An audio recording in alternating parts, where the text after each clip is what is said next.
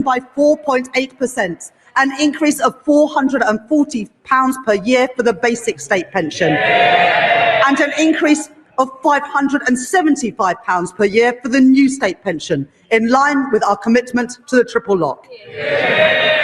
At the election, we promised a genuine living wage, and we are delivering it. At the budget last year, I increased the national minimum wage and the national living wage, and I am doing the same this year too. Accepting the recommendations of the Low Pay Commission in full, and increasing the minimum wage for 18 to 20-year-olds from £10 to £10.85 an hour, and increasing the living wage from £12.21 to £12.71 an hour. Under current plans, the temporary 5p cut to fuel duty that was introduced during the pandemic will come to an end in April, and fuel duty will be uprated in line with inflation. But I know that the cost of travelling to and from work is still too expensive. And so I am extending the 5p cut until September 2026. And because I know that changes in wholesale prices are not always passed on to motorists, I am bringing in new rules to mandate petrol forecourts to share real-time price rises through a new fuel finder, empowering drivers to find the cheapest fuel, calling out rip-offs and strengthening competition, saving the average household £40 a year. Madam Deputy Speaker, one of the greatest drivers of the rising cost of living is the cost of energy prices. The cause of high energy bills must be tackled at source, and so we are investing in energy security, in nuclear and renewable energy, and in insulation through our Warm Homes Plan. But that's not enough when people are struggling with energy bills today. The Conservatives' Eco Scheme was presented as a plan to tackle fuel poverty. It costs households £1.7 billion a year on their bills. And for 97% of families in fuel poverty, the scheme, get this, has cost them more than it's saved. It is a failed scheme, and so I am scrapping it, along with taking other legacy costs off bills. And as a result, I can tell you today that for every family, we are keeping our promise to get energy bills down and cut the cost of living. With £150 cut from the average household bill from April next year. Money off bills and in the pockets of working people, that is my choice. Not to neglect Britain's energy security like the Tories did. Not to leave working families to bear the brunt of high prices like the Tories did, but to get energy costs down now and in the future. That is the Labour choice. And Madam Deputy Speaker, one more thing. Because of our action on bills and on prices, as a direct result of this budget, the Office for Budget Responsibility confirmed today that inflation is coming down faster and will be a full 0.4 percentage points lower next year. That's the benefit of a Labour government cutting the cost of living. Madam Deputy Speaker, this Labour government is changing our country. In the face of challenges on our productivity, I will grow our economy through stability, investment and reform. I've met my fiscal rules and built our economic resilience for the future. I have asked everyone to contribute, yes, for the security of our country and the brightness of its future.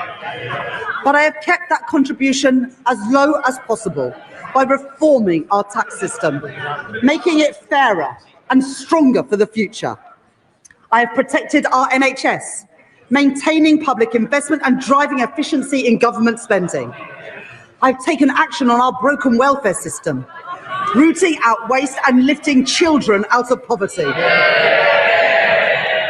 And I have cut the cost of living, with money off bills and prices frozen, all while keeping every single one of our manifesto commitments. Those are my choices.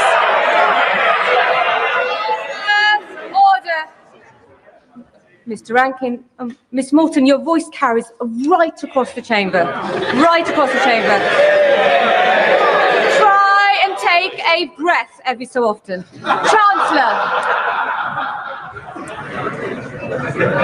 Those are my choices. Not austerity, not reckless borrowing, but cutting the debt, cutting waiting lists, and cutting the cost of living.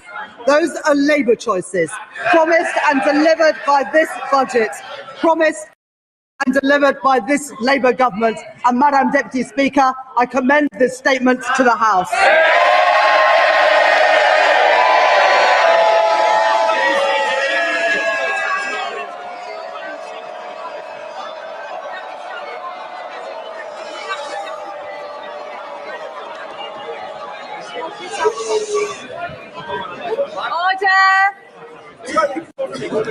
Under Standing Order number 51, the first motion entitled Provisional Collection of Taxes must be decided without debate. Will the Chancellor of the Exchequer please move formally? Chancellor, please move formally. Formally. The question is that pursuant to Section 5 of the Provisional Collection of Taxes Act 1968, provisional statutory effect shall be given to the following motions. Stamp duty reserve tax, UK listing relief, motion number 60. Rates of tobacco products duty, motion number 65. As many of their opinions say aye. Aye. Of the contrary, no. The ayes have it. The ayes have it. We now come to the motion entitled Income Tax Charge. It is on this motion that the debate will take place today and on the succeeding days. The questions on this motion and on the remaining motions will be put at the end of the budget debate on Tuesday, the 2nd of December. I call the Chancellor of the Exchequer to move the motion formally. Formally. The question is that income tax is charged for the tax year 2026-27, and it is declared that this and is expedient in the public interest that this resolution should have statutory effect under the provisions of the Provisional Collections of Taxes Act 1968. I now call the Leader of the Opposition. Leader of the Opposition.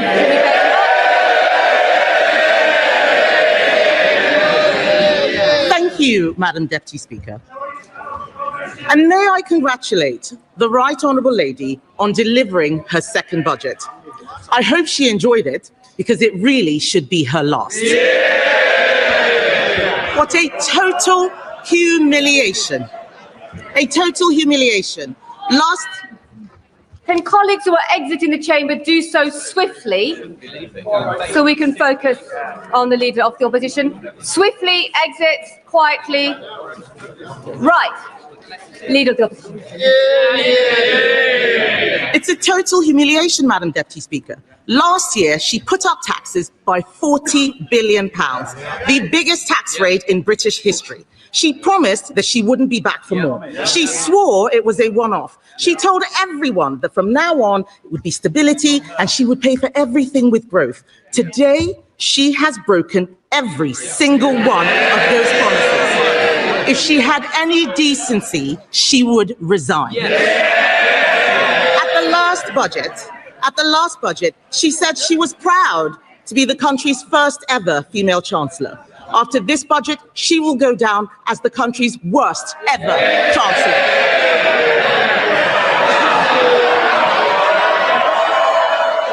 Today,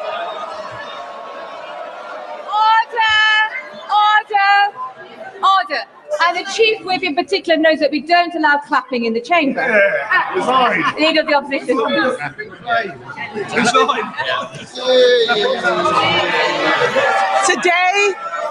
Today she has announced a new tax rate of £26 billion. They're all cheering. Household income is down. Spending policies in this budget increase borrowing in every year. That smorgasbord of misery we just heard from her can be summed up in one sentence. Labour are hiking taxes to pay for welfare. This is a budget for Benefit Street, Madam Deputy Speaker, paid for by working people. This budget increases benefits for 560,000 families by an average of £5,000. They are hiking taxes on workers, pensioners and savers to pay for handouts to keep their backbenchers quiet. These are the same, yes, they can chanter all they like. These are the same backbenchers, Madam Deputy Speaker, who cheered last year when she taxed jobs and left more than 100,000 people without an income. They cheered because they didn't understand the consequences of what they were doing, and they still don't. Madam Deputy Speaker, it's not been an easy time for the Chancellor. No one liked seeing her sitting on those benches as it dawned on her that her own backbenchers were going to do to her political career what she's done to our economy. But she could have chosen today to bring down welfare spending and get more people into work. Instead, she has chosen to put up tax after tax after tax, taxes on workers, taxes on savers, taxes on pensioners, taxes on investors, taxes on homes, holidays, cars, I think even milkshakes, taxes on anyone doing the right thing. She and this government have lost what little credibility they had left, and no one will ever trust her again. What's amazing, Madam Deputy Speaker, is that she has the nerve to come to this House and claim this is all someone else's fault. A laundry list of excuses. Yes. Madam Deputy Speaker, they blame the Conservatives as if we've been sneaking into the Treasury under the cover of darkness to give pay rises to the unions. She inherited an economy with inflation at 2% and record high employment. She has tanked it in just over a year. Endless excuses. She blames Brexit. She blames Donald Trump. She needs to blame herself. And I've got some news for her. The Chancellor didn't seem to understand what the OBR was saying. Inflation is up, not down, and that inflation was stoked by her tax and spend decisions. The economic fiscal outlook says that they expect inflation to stay higher for longer. Everybody else has read it. She still hasn't read the OBR analysis. She blames higher than expected borrowing costs. Where does she think they came from? Legal freelancing is the simplest way to add an extra 20 to 50,000 rupees to your monthly income without leaving your job, internship or classes. Work on your terms, your own hours, your own pace, and the best part, you don't need prior experience or a huge network. In this, need the right guidance, and that's exactly what this webinar gives you. In this webinar, you will learn to draft professional employment contract using AI in minutes. Master the art of winning high-value projects with killer proposal and discover pricing strategies that makes a client say yes while maximizing your earning. Thousands of lawyers and students have started earning extra after attending the Legal School Freelancing webinar. They are drafting contracts, doing legal research and giving consultation while still managing their primary work or studies. Register now, limited seats available. If you want growth, you need to start with knowing what kind of country you want to be and make a plan to get there. Create certainty for the people and businesses who will drive growth. There is no growth and no plan because Labour focused on settling scores and scratching the itches they had in opposition. She promised stability, she delivered chaos. Just look at the circus around this budget. First the leaks, then more leaks to try to undo the damage. Calling panicky press conferences, U-turning on her U-turns, rolling the pitch one day only to plow through it the next. She had the cheek to talk about stability, Madam Deputy Speaker. She has become the first Chancellor in history to release the whole budget ahead of time. This is extraordinary. It tells you everything you need to know about her grip on the Treasury. She's making the UK a shambolic laughingstock to international investors, and if she doesn't resign for breaking her promises, she should sure as hell go for this.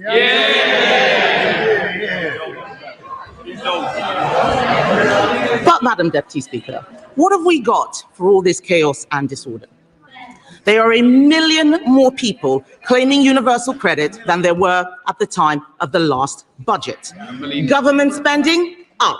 Welfare spending, up. Universal credit claimants, up. Unemployment, up. Debt interest, up. Inflation, up. And what about the things that you want to go up? What about the things you want to go up? Growth, down. Investment, down. Business confidence, down. The credibility of the Chancellor, and not just down, through the floor. These figures are shocking. Does she really think that anyone will be confused by the sleight of hand that she had in her speech? Her speech today was an exercise in self-delusion. Today, she had an opportunity to apologize and show some humility. Instead, we've been fed puff pieces in the Times and the FT showing a woman wallowing in self-pity, whining about mansplaining and misogyny. Madam Deputy Speaker, let me explain to the Chancellor. Woman. Order. Colleagues need to simmer down, most definitely, and just breathe a little and allow the legal opposition to be heard. Legal opposition. All we've had is wallowing in self-pity and whining about misogyny and mansplaining.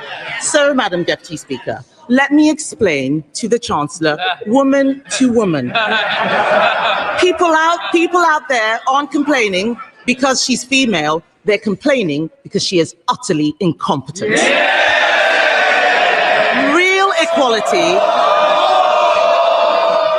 Real equality means being held to the same standard as everyone else. It means being judged on results. Take her bright idea, the Office for Value for Money. It's been closed down because it didn't save a penny. In fact, it cost the taxpayer £1.6 million. You couldn't make this stuff up. Madam Deputy Speaker, I've identified a way to save taxpayers huge amounts of money by sacking just one person, the woman sitting opposite. The ex-chief economist of the Bank of England was not mansplaining. He wasn't mansplaining when he said the uncertainty around today's budget is the single biggest reason growth has flatlined. What did the Chancellor think would happen when she went on breakfast telly to do an emergency public service announcement? I interrupt your Cheerios to bring you this frightening message about income tax. And then, unbelievably, she changed her mind 3 days later. No wonder people are in despair. She says she wants people to respect her. Order. Conservative colleagues are drowning out the leader of the opposition speech. So just be mindful, nobody will be able to hear her at home. Leader of the opposition.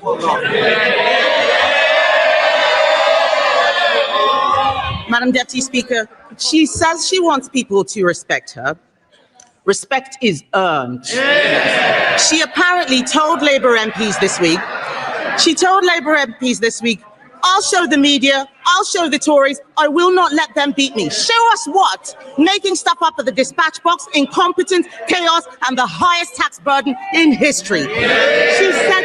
She said to them, Madam Deputy Speaker, I'll be there on Wednesday, I'll be there next year, and I'll be back the year after that. God help us. She is spineless, shameless, and completely aimless. Talk to any business. Talk to someone looking for a job. Unemployment is up every single month since Labour have been in office. They don't want to hear it, but it's true. They're shouting and complaining they cannot create jobs. It is the worst year for graduate recruitment on record. Are they proud of this? Companies like Merck and Ineos slashing investment plans. Order. If you're on the front bench, I can obviously see you, Mr. Kyle. And there's no need for you to be chuntering this loud. They can see and hear you as well. Leader of the opposition. Thank you, Madam Deputy Speaker. They don't want to hear the truth, but I'm speaking for all of those people out there who are sick of this government. Companies like Merck and Ineos are slashing investment plans. The construction sector has shrunk. How is that house building target going, by the way? I'll tell you, Madam Deputy Speaker, they are miles behind and won't even come close to what we achieved. Business confidence is at record lows. No wonder today future growth has been revised down in every year of the scorecard. The papers are reporting that 1 in 8 business leaders is planning to leave Britain. Even one of Labour's biggest ever donors, Lakshmi Mittal, has fled the country. Remember the passport? What we have in front of us is a budget littered with broken promises. She stood on a manifesto which promised better returns for UK savers. Today, she's putting up taxes on savings, on salary sacrifice even. She promised to give pensioners the security and retirement they deserve. Today, she slapped higher taxes on people saving for their pensions. She promised to make Britain the best place in the world to invest and do business. Today, she has raised the dividend tax rates. She and the Prime Minister had already broken their promise to freeze council tax, but today she's decided to go even further, introducing a new property tax clobbering family homes that will only raise small amounts. This is Labour's Britain. This is Labour's Britain. People who work hard, Madam Deputy Speaker, people who work hard and save hard to buy their homes get taxed more, while those who don't work, who in some cases refuse to work, get their accommodation paid for by taxpayers. And then to top it all off, because taxing your home, your car, your savings and your pension wasn't enough, she has, by her own admission, broken her manifesto promise on income tax. Because in the last budget, she said, and I quote, "I am keeping every single promise on tax that I made in our manifesto, so there will be no extension of the freeze in income tax threshold." She said in that budget that extending the threshold freeze would hurt working people and take money out of their payslips. But today, she has done exactly that. Why should anyone believe anything she's promised in this budget? And so where is the money going? Small changes to rail fares and prescriptions, these are distractions while she steals your wallet. The real story here, Madam Deputy Speaker, the real story is that Labour have lost control of welfare spending. Not only will working people have their tax thresholds frozen while benefits go up in line with inflation, not only have Labour abandoned reforms that would have saved the taxpayer £5 billion after pressure from these backbenchers, today they have added another £3 billion to the bill by scrapping the two-child benefit cap. We introduced that cap, Madam Deputy Speaker, because it means people on benefits have to make the same decisions about having children as everyone else. Even Labour voters know that it strikes the right balance between supporting people who are struggling and protecting taxpayers who are struggling themselves. Just this summer, the Chancellor admitted that lifting the two-child benefit cap was not affordable. But that was before the Prime Minister accidentally fired the starting gun on the race to replace him. So now he and the Chancellor are buying the votes of their own MPs with taxpayers' money. If she wants to reduce child poverty, she should stop taxing their parents and stop destroying their jobs. She congratulated herself on a new tax on landlords. Let me tell her this. Hiking tax on landlords will only push up rents. It will push landlords out of the market. The people who will suffer are the tenants. And then she talks about taxes on electric vehicles. These changes will hit rural drivers the hardest, but we know that Labour don't care about rural people. All this budget delivers is higher taxes and out-of-control spending. Nobody voted for this. The Chancellor must take responsibility. She chose to impose the jobs tax, driving unemployment higher month after month. She chose to abandon welfare reform, meaning the benefits bill is spiraling. She chose to spend more and more money she didn't have, leaving taxpayers to foot the bill. She is out of money, out of ideas, out of her depth, and she has run out of road. The country simply cannot afford a Chancellor who can't keep her own promises. Her position is untenable, and she Knows it. She's talking to the Chancellor. Is he mansplaining to you, by the way? Is he mansplaining? Do you want some help? Would you like some help? What the Prime Minister should do is grow a backbone and sack her. But he won't, because he knows if she goes down, he goes down with her. So we're stuck with them both, Laurel and foolhardy. Does she have any any sympathy for the people facing Christmas without a salary because of her jobs tax, for the retailers who are suffering sleepless nights because of their plummeting Christmas sales. People out there are crying. Last year, we had the horrors of the Halloween budget. This year, it's the nightmare before Christmas. And as for her, she's the unwelcome Christmas guest, 10 minutes through the door, and she's eaten all the Quality Street, Madam Deputy Speaker.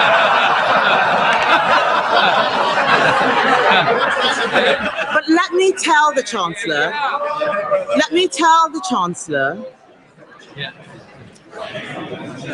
Chancellor something she has forgotten.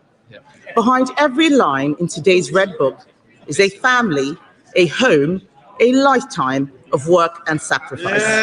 People are frightened, and they have every reason to be. The Chancellor has spent the last year terrifying them. Every decision that she and the Prime Minister make puts more pressure on the people who keep this country going.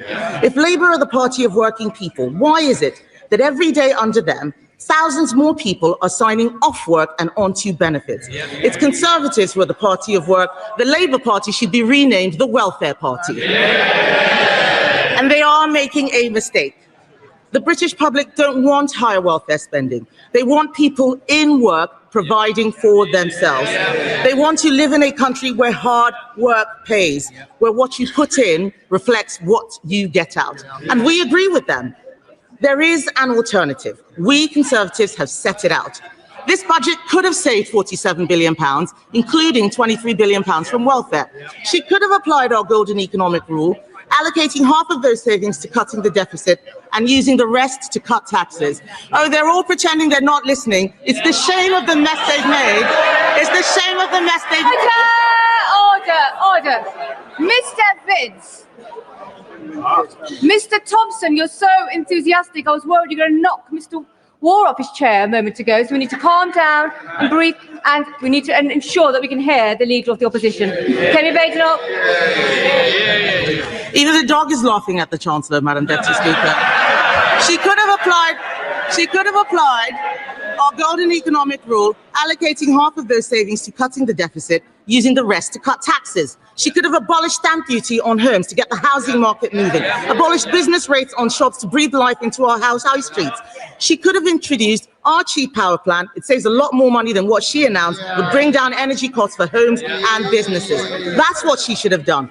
She should be on the side of people who get up and go to work, people who take a risk to start a company, people working all hours to keep their business afloat. She should be on the side of the farmer, trying to hand something over to the next generation. The investor, deciding whether to spend their money in the UK or elsewhere. She should be on the side of the young person, looking for their first job. The saver, doing the right thing and putting money away for a rainy day. The pensioner, trying to enjoy a decent retirement. This country works when you make the country work for them. Only the Conservatives are on their side, Madam Deputy Speaker, and our plan for them is simple. Bring down energy costs, cut spending, cut tax, back business, and get Britain working again.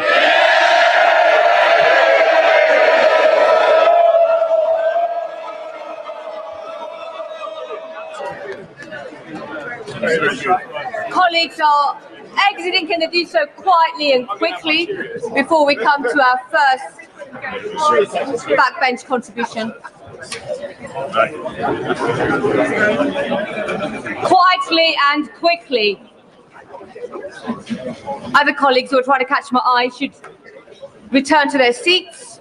I have noticed them bobbing. And we come to the chair of the Select Committee. We come to Dame Meg Hillier. Thank you, Madam Deputy Speaker. Madam Deputy Speaker, it seems like some ways a very long time since 2022. Remember that, where we had a Prime Minister and a Chancellor who put this country in hock to the bond markets, made mortgages rise and put the British public through living hell. What a contrast with my right honourable friend today, who has put money into the NHS, is backing investment in our country, supporting startups and supporting the British public in a difficult cost of living crisis caused by the party opposite. And while I want to go into what the Chancellor said today, I cannot let go without making some comments about the Right Honourable Member for Essex, the Leader of the Opposition. Who was shambolic, Madam Deputy Speaker? Them. Under them, mortgages went up.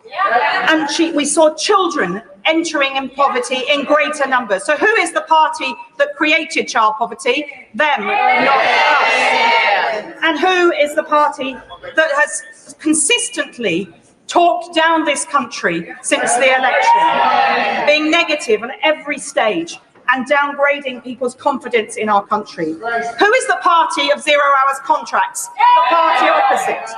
And who is the party that failed consistently to invest in our schools? The party opposite. And the NHS, and our prisons, and our justice system. Under them, the country spiralled. And I spent a decade under the last government looking at public spending in the privileged role of chair of the Public Accounts Committee. I saw those mistakes close up. I saw the big nasties left, whichever government was elected in July last year. And I commend my right honourable friend for tackling those challenges. And the productivity that we've seen challenges on as a result of the OBR's decisions has been low since 2020. And who was in government since 2010? The party opposite. So they left the legacy, they left the big nasties, and it's now this government's job to clear it up. But amid all the noise, Madam Deputy Speaker, we must remember that the markets are listening, and we need to all be responsible. Government, opposition, every member of this House.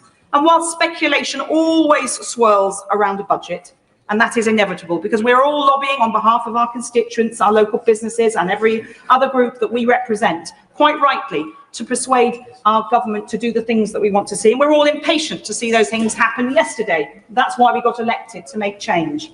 But the leaks that have happened around this budget have been very unfortunate. And I do hope my right honourable friend will grapple with this and make sure that it doesn't happen again. And the most recent leak of the OBR data, moments before her budget, is undermining for us all. So we will be raising that with the Office for Budget Responsibility when they appear in front of the Select Committee next week.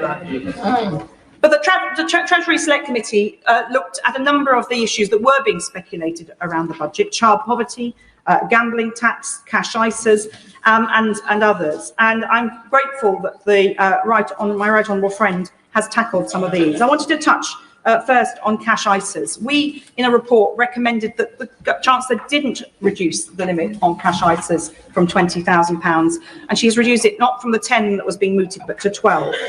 The concern is that for short-term savers, there can be a real issue there. And with targeted support coming next year and work on the advice guidance boundary, there is an opportunity to bring the British public into a more investing environment and to make them invest or encourage them to invest more.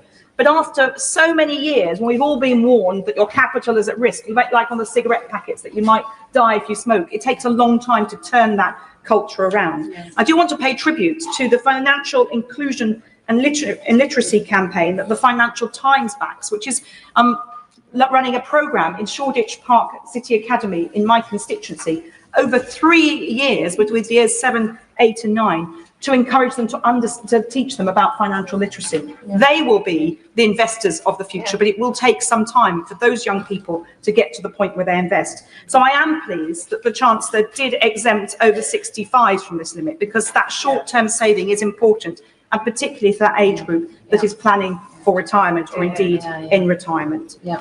I really welcome her support for startups. In my constituency, this is a huge issue, and widening enterprise support, something that I know my sister committee, the Business and Trade Committee, will no doubt be looking at. And encouraging companies to list in London, absolutely right. The 3-year stamp duty relief will hopefully be enough to encourage that. We've seen too many companies listing elsewhere, and we need them here in the UK to grow our economy and create those jobs. There's a lot of technical issues around reviews of business tax, which I'm sure we will be looking over. We're putting our slide rule across all of the measures in the budget today. I note that the Chancellor is talking about 4.9% million of efficiencies by government departments by 2031. That is going to be a potential challenge. And so I think the Public Accounts Committee, another sister committee, will no doubt be looking at that alongside the Treasury Select Committee. But I'm really pleased that she's giving HMRC more powers to pursue promoters of tax avoidance schemes. We know what the problems have been there, and the Treasury Select Committee has the privilege and responsibility of challenging His Majesty's Revenue and Customs regularly, and they will be in front of us in January, and we'll be able to ask them more about that then. But for me, one of the central planks for me as a constituency MP of why we needed a Labour government, because of what the other party did to children living in poverty. There are 4.5 million children in poverty in this country. That's gone up by almost 1 million since 2012. 2 million of them are in deep poverty, and that's 1 in 3 children living below the poverty line in 2025 in the United Kingdom. Children are sharing beds with their siblings or parents turning up to school tired. And every weekend, I visit people in my constituency and I see this challenge. Just last weekend, a woman showed me the bedroom she shares with her now disabled husband because he had a stroke 3 years ago. And she has a curtain between their double bed and a narrow space so her daughter can share their room. While in their case, luckily, they have a second bedroom where her 2 sons sleep in a bunk bed. That is the reality for so many children, and the poverty impacts their learning and their ability to perform in the world. And it is a shameful stain on this country that when this government entered power, the UK ranked 37th out of 39 advanced economies on child poverty. I will certainly give way. Really grateful to it. I agree with everything she just said about child poverty and welcome the lifting of the cap. But is there a little bit of a blind spot for this government on rural poverty? Government figures themselves show by the end of next year, the average hill farmer will earn barely just above half the national minimum wage. Is she as disappointed as I am that the government has not tackled this in the budget and indeed got rid of the family farm tax, which is going to tax many of them out of existence altogether? The honourable gentleman is a veritable champion for his constituency and for rural issues.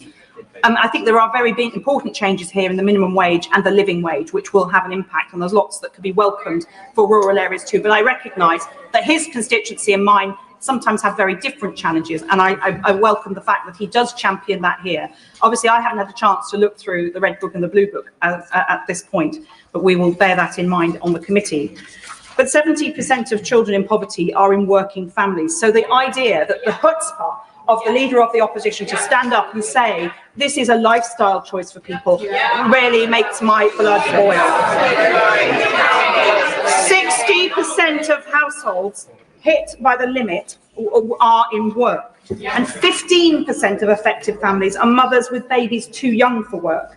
And then, and my right honourable friend said it better than any of us could, the Victorian rape clause, the humiliation that women face, that affects notionally 3,600 women, but we heard evidence in the Treasury Select Committee of women who will not put themselves or their children through that humiliation. And any policy that required a workaround like that is outdated and long needed to be gone. And I commend my right honourable friend. And there's been further investment in young people. Certainly. I thank her for a forensic analysis of our budget. But will she take an intervention from the Leader of the Opposition so she can apologise for this awful policy and its impact? Well, it is interesting that they're doubling down, the opposition is doubling down on this policy, which is humiliating people. And let's be clear, the birth rate in this country has fallen year on year for the last 3 years. It is well below where it needs to be. I think only in Luton is it actually at 2.1%, which is about where it needs to be. Well, actually, it's a bit lower than where it needs to be. This is a real crisis for this country in the long term. So it's absolutely right that my right honourable friend is investing in the future of Britain. These young people may be poor. In my constituency, they're poor, but they are not, no poverty of ambition there. Children I met when I was elected 20 years ago are now doctors, are barristers, are enterprising business people. In spite of the challenges they face, just think about the ones who didn't get there because they didn't overcome the challenges of deep-seated poverty. So we should invest in our young people, and that is what this government is doing, including with the apprenticeships and the youth guarantee and the 9 youth hubs in London, one of which is in my constituency. And I really welcome that my right honourable friend listened to the Treasury Select Committee on the gambling taxation regime.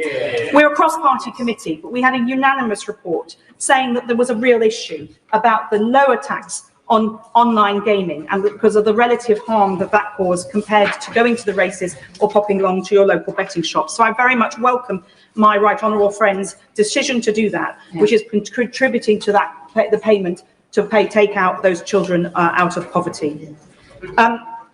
I do on the lifetime, the ISA changes. I just wonder, I caution to my right honourable friend that I hope that the Treasury is watching very closely the impact on mortgage lending by building societies, because in the evidence we heard that was a concern. And if we want to get people into their own homes with the building that's going to be going on, we need to make sure that those mortgages are available to them. So I hope that the Treasury is in ongoing dialogue on that issue, despite this change having been made.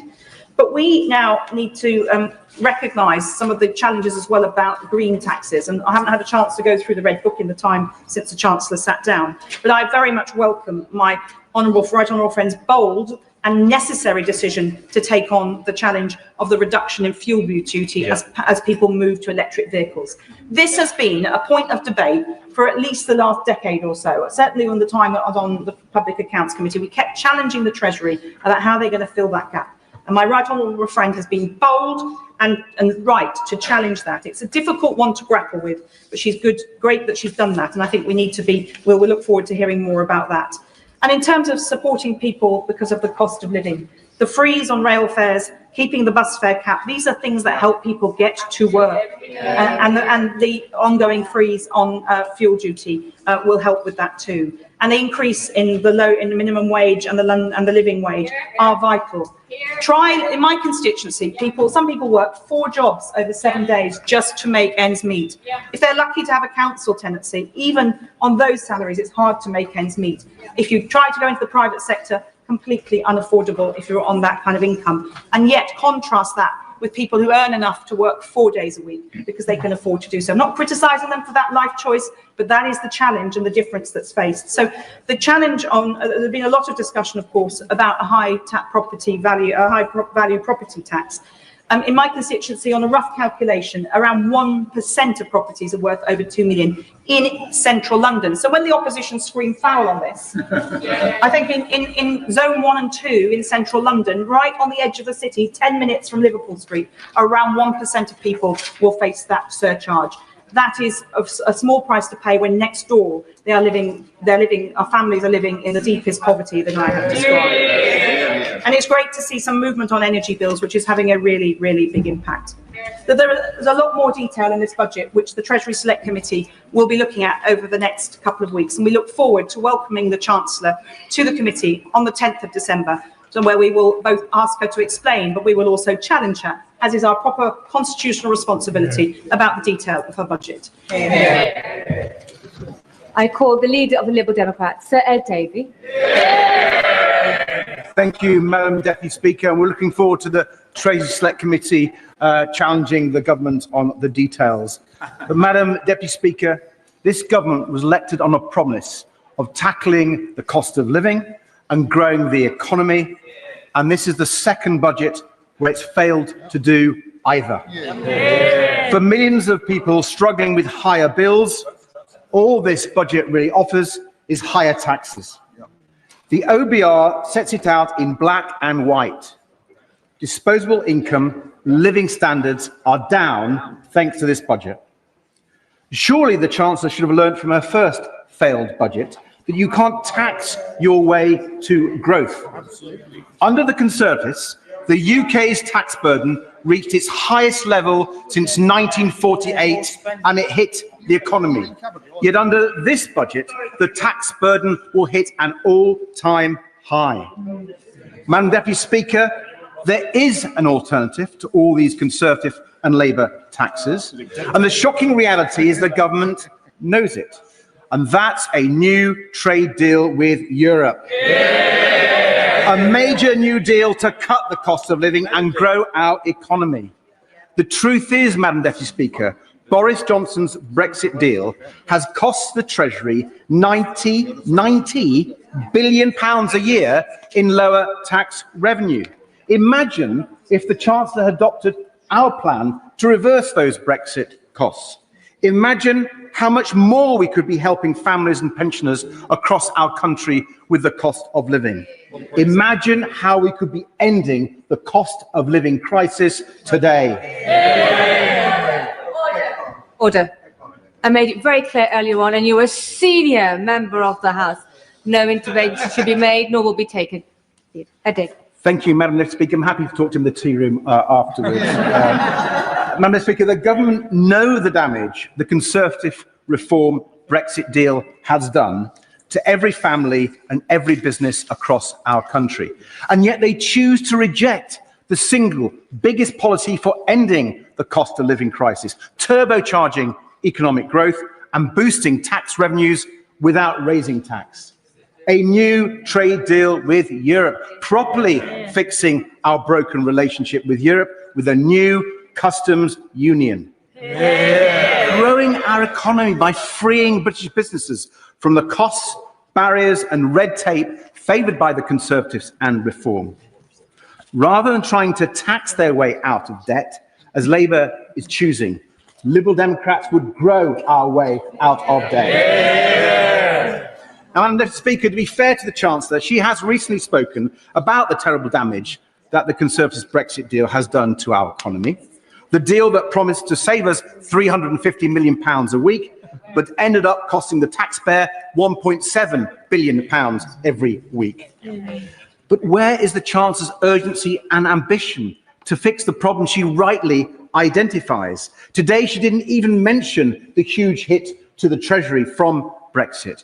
She is like a doctor who has diagnosed the disease but refuses to administer the cure, refusing to take up our plan for a brand new deal with the EU, a much better deal for Britain than anything the government has pursued so far, with a new customs union at its heart. Madam Deputy Speaker, everyone but the most extreme Brexiteers now realise what a costly economic disaster the Brexit deal has been. Whether you're a young family struggling with ever higher food prices, or a high street business just trying to survive the chance of the latest new cost or tax, people are understandably looking for a credible economic policy to change their futures for the better. And it's crystal clear now. Only the Liberal Democrats are providing the leadership on our economy people are crying out for. Now, Madam Deputy Speaker, there are some measures the Chancellor has announced today that we do welcome. At last, she has decided to tax the big online gambling firms by raising remote gaming duty, as the Liberal Democrats have been calling for. Problem gambling is related to hundreds of suicides every year.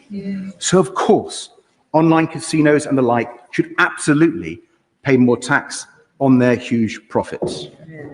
Her decision to scrap the rate clause is an excellent one. And I may not have heard the Leader of the Opposition, but I wasn't sure if she welcomed that. I hope the Conservative Party will welcome that. And the Chancellor's decision to scrap the two-child limit is excellent. It was in our general election manifesto, and I'm glad that she is now enacting Liberal Democrat policy. Madam Deputy Speaker, it's clearly the most effective way of lifting children out of poverty, and it will save taxpayers' money in the long term. And the biggest relief today for millions of families and pensioners is the action the Chancellor is taking to reduce energy bills, and we welcome it. But even after the Chancellor's changes, it will still leave the typical household paying hundreds of pounds a year more on their energy bills than 5 years ago. So more action will be needed. But we need action on energy bills that works. Reform and the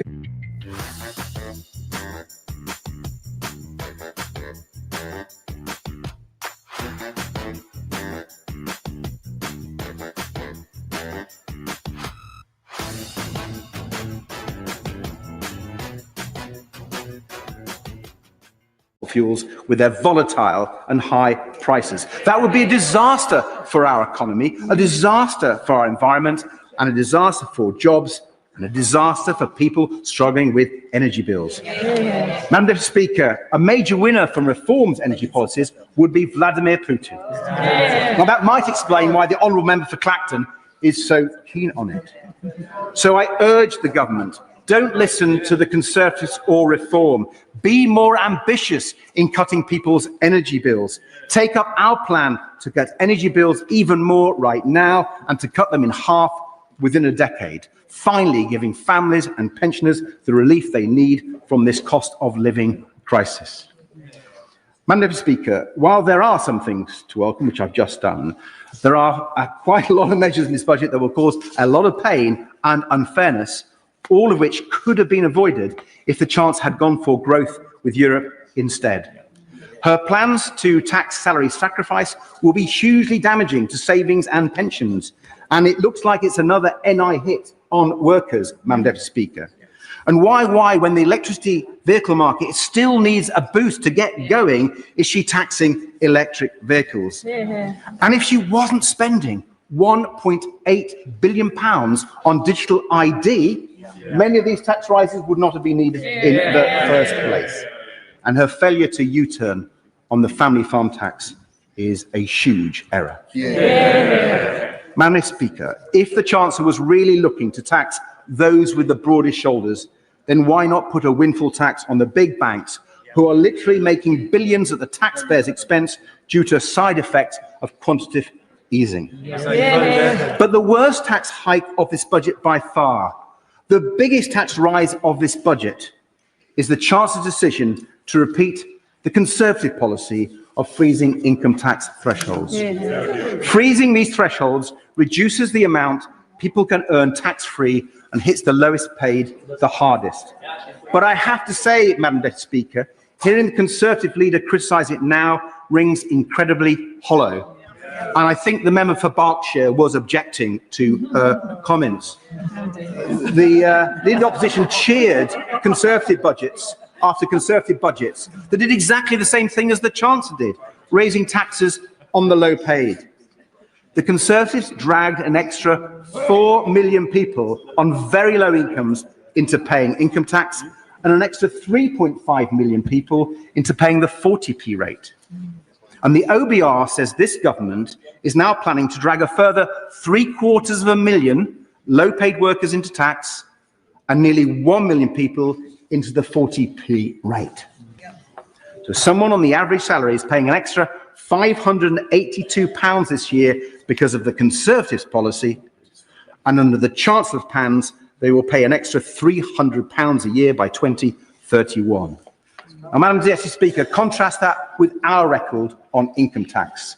We raised the personal allowance by £4,000. We cut income tax by £825 for millions of people, and took 3.4 million of the lowest paid out of paying income tax altogether. It is clear, Madam Deputy Speaker, the Liberal Democrats are the only party that believes in cutting income tax for ordinary people. Labour and the Conservatives make them pay more.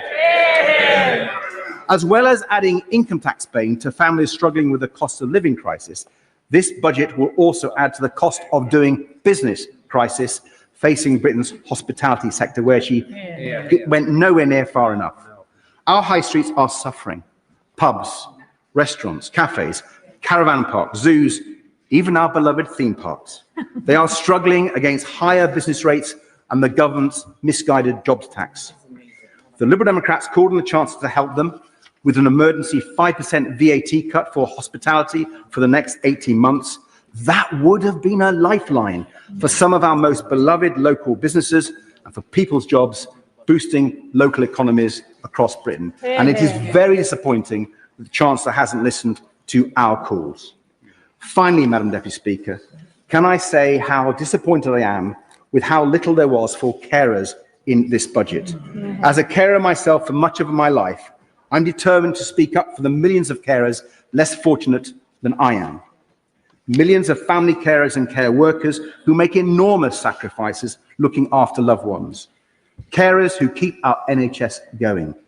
Carers who keep our society going. They deserve far more support from the government, and I will keep pressing their case. Now, I do welcome the carers allowance review, but it confirms our argument the carers allowance system is out of date and is in need of urgent change, and we're yet to hear commitments to those changes. I welcome the decision to reassess cases where overpayment has caused huge hardship, but with the changes not coming to force for another year, the government must instruct the DWP to immediately suspend repayments during that delay and swiftly deliver compensation. More needs to be done to help family carers juggle their jobs with their caring responsibilities. And, Madam Deputy Speaker, we urgently need the Social Care Commission to actually start fixing the system on a cross-party basis and make sure our loved ones get the care they need. The Chancellor cannot claim to be supporting our NHS properly, however much money she puts in, while she and Treasury officials keep blocking the social care reforms that alone can transform the health service across the country and boost our economy. Madam Deputy Speaker, a caring society, a growing economy, a plan to drive down household bills, boost high streets, and go for growth with Europe. That is the vision the Chancellor should have set out today. Instead, we got a low-growth, high-tax budget from a government that I fear just isn't listening. Catherine West. Thank you very much, Madam Deputy Speaker, and it's an honour to follow the leader of the Liberal Democrats in this debate, the member for Kingston and Surbiton. And put very simply, this is a family-friendly budget. Every family up and down the UK will be welcoming this. Gone is the vile rape clause, and an increase in family income is very, very welcome. We've been through many traumatic times together in this House. We've been through the global financial crisis and its long tail. We've been through Brexit, and the right honourable member who spoke before me is quite right to emphasise the vast difference between our economy while we were in the European Union and now that we're not. And I welcome the work being done at Cabinet level and ask Cabinet to redouble their efforts to work on good trade arrangements under the EU-UK Security Pact to improve our economy and enlarge our economy. And of course, COVID. We heard of COVID this week with the report. And we all remember not just the impact on the economy, but the terrible impact, particularly on younger people, and the impact that long tail is having on so many of our young people who are still feeling too unwell to work, or whose work opportunities have been severely reduced through anxiety, depression, and all the other things which not just COVID, but that context of fiscal austerity brought down upon them. Madam Deputy Speaker, I represent a multi-faith, multi-ethnic constituency which works really hard on community cohesion. When all is said and done, we rub along well together in Hornsey and Fry and Barnet. From recent rhetoric, it could be assumed that there is deep unhappiness and division. In fact, I want to put on record the opposite. I would like to put on record the contribution to our local economy from all parts of my constituency, regardless of skin colour, faith, or school qualifications. Of course, my community also faces challenges. We have unacceptably high numbers of children living in households where incomes don't cover the basics: heating, eating, and rent. And I really welcome today's statement on heating, help for households, on eating, school meals, more breakfast clubs, and helping in particular secondary school children with their nutrition, and rent, quite rightly introducing a little more tax on some of the landlords who, in a wealthy place like London, will be making quite a lot and can afford to pay a little more. It's my first budget as a member of the Treasury Committee, and this budget has rewarded those who fought to restore hope, stop the chaos of the 14 years of Conservative governments, and deliver change. Remember the election? We promised change. Today we saw change. That change is an end to poverty line family budgets, and the hope is that we finally see food banks close for good. I thank the honourable member for giving way, and especially she is a colleague with me on the Treasury Select Committee. In terms of the government delivering hope, a key part of the government's economic forecasting is, of course, the OBR. And a lot of what has driven the budget today is a 16 billion productivity downgrade by the OBR.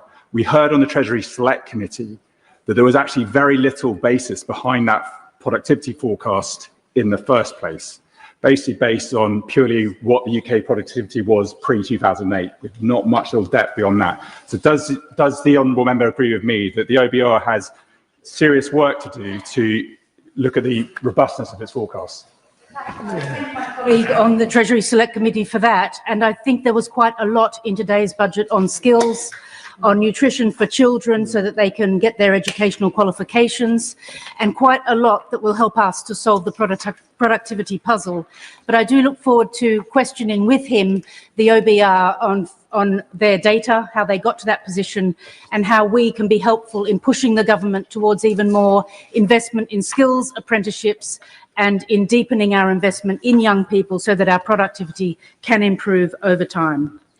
I know that so many of us here in the House are in politics because we want every child and every family to have the chance to thrive in school, in work, and in life. And let's look back at past Labour governments. In 1945, despair and hunger stalked many communities. London was flattened in the Blitz, and yet rationing would continue for 9 more years. Keynes famously said, anything we can actually do, we can afford. We are immeasurably richer than our predecessors. And then what did Labour do? Went on to build the NHS, built the country, built a welfare state. We can do this. We will make the UK fairer. And today is a really good start on that journey. Very briefly, Madam Deputy Speaker, because I know so many people wish to speak today. As a former borough leader, I introduced school meals for all primary school children. It was a great equaliser and social leveller. Children were more focused, made better progress. Families who were just about managing saved money, and there was no stigma. Everyone sat together and talked with each other. Free school meals for all primary schools were subsequently rolled out across London, and we know from today that more secondary school children will benefit under the government's proposals. We need to continue to restore hope and deliver change. The two-child cap on universal credit, of course, another pro-family measure, the most cost-effective, quick measure to bring up to 500,000 children out of poverty, and paid for by the most addictive forms of gambling, which has been increased. My personal view is we could have gone even further on the gambling, and I hope that it raises between 1 and 3 billion, because I think that the remote gambling in your bedroom on your phone is deeply damaging to society. The Trussell's September 2025 Hunger in the UK makes for sobering reading. In 2024, 16% of UK households were food insecure, which of course we know is not a food problem, it's an income problem. And this is an issue we must continue to interrogate. I'm very pleased to have secured a backbench debate on food inflation and poverty. So in conclusion, Madam Deputy Speaker, together with school meals, more breakfast club provision, a higher living wage since the general election, slowly the living standards of families will turn around. It's particularly positive to see the first woman Chancellor recognise the impact which the difficult financial climate has had on families. I hope that by this time next year, once these measures are really embedded, we'll begin to see the closure of food banks. I've heard a lot about what we want to see by the end of this Parliament. Let's aim for a closure of food banks in this country by 2029. And we hope to feel that every child and every family will have the chance to thrive. To help colleagues, they are now permitted to make an intervention, and a backbencher may wish to accept or decline that. And I call Sir Jeremy Hunt. Budgets aren't easy for chancellors because there are so many things beyond your control, but being forced to make trade-offs reveals priorities. And I'm afraid today's priority was not economic growth, but political survival.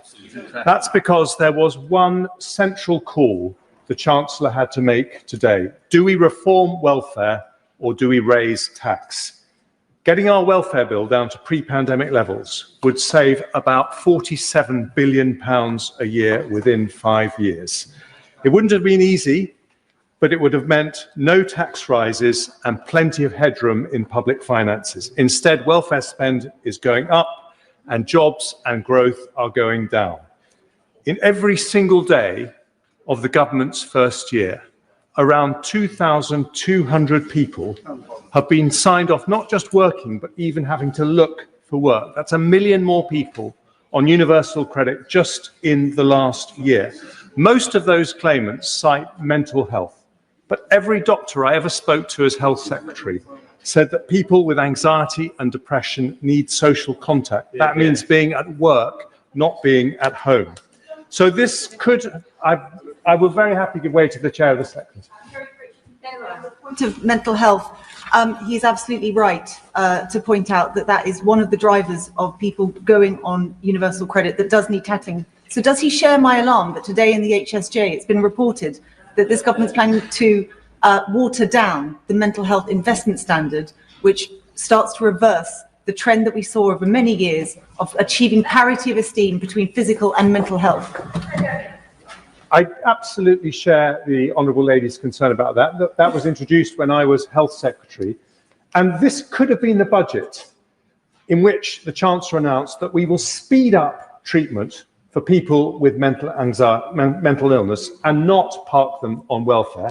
This could have been the budget that said that we will eliminate fraud by stopping completely benefit applications by phone. It could have been the budget that said that instead of relying on migration to help firms expand, we will make sure that people at home are fit to join the workforce. Instead, the welfare bill is going up by around £14 billion, not least because of the totally unfair abolition of the two-child cap, which I fear will see more children, not less, living in the structural poverty caused when there are no adults in the household at work. And I will happily give way to... He surely, given his background, must recognise that there is a direct link between social policy and economic policy, that this country needs a working-age population to fund future pensions and welfare bills for generations in the future. How on earth can you do that if you're not encouraging children to be brought up and raised in a household that can afford to feed them? Order. How on earth can you do that?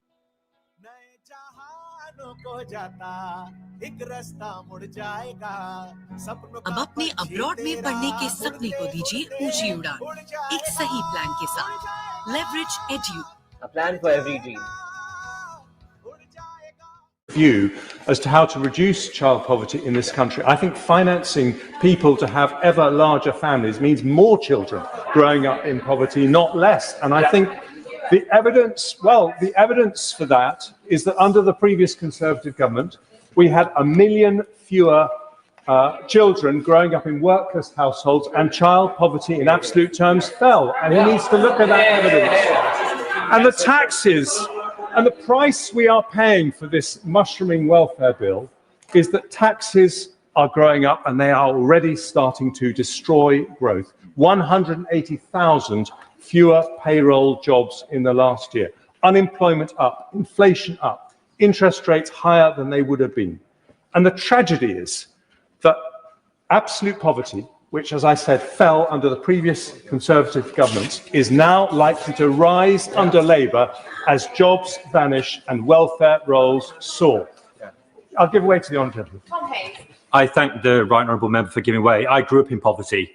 1 in 4 children in Bournemouth, the town that I represent here, grow up in poverty. I can tell the honourable member, growing up in poverty is not a good thing. It's an awful thing for the life chances of the child. It's an awful thing for the family that care for them. It's an awful thing for the community that wraps their arms around the child. But would he agree with me too that he is ignoring the future costs of child poverty? I used to run mental health and domestic abuse services. I can certainly tell him that when children grow up in poverty and then in later life can't find the education, training and support that they need because of their trauma as a child, they cause extra costs for the public services that we then have to meet. Does he not agree with me that we should be preventing those future costs? Absolutely agree with him, but I profoundly disagree on the way the government is choosing to do that, because by expanding the welfare bill, expanding the number of large families living in poverty, you are making the root causes of poverty worse and not better.